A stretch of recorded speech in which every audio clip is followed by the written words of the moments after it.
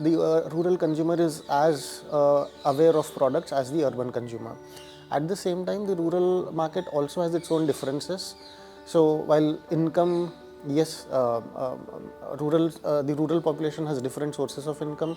Their income cycles are very different, and therefore, when you're catering to the rural audience, you need a different kind of approach. Let me give an example. So we know that there is a product category called flavored milk, and Parle had come up with this. Now, mostly when we talk of flavored milk, the consumers are aware of pack sizes which are 100 ml, 200 ml, or so on.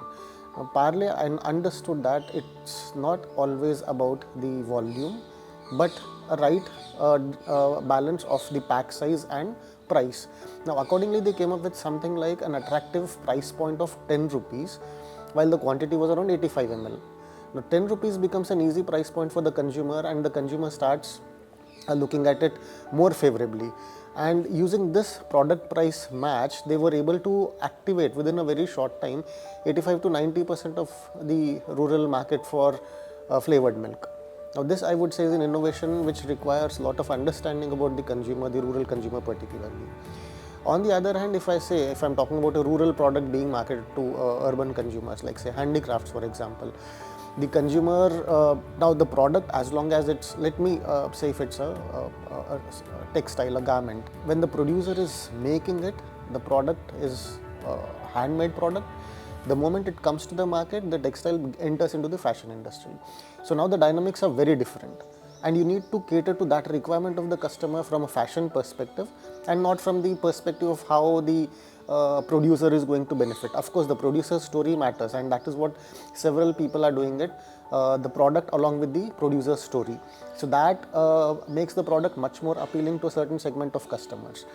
So therefore, I would say the principles of marketing remain, and how you use it and for whose benefit are you using it, accordingly the dimensions change, and by and large the principles remain the same.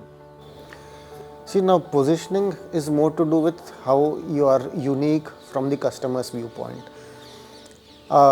Therefore, positioning may not change much when it comes with the brand.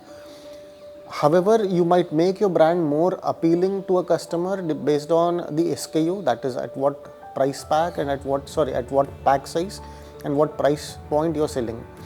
So positioning would remain same irrespective of the urban or rural consumer. Sometimes if you think that a different positioning is required, it makes more appropriate to have a sub-brand or a different brand name altogether. But positioning, again, the consumer perspective is central to that. I am Aashish Argade. I am your Faculty of Marketing at IRMA.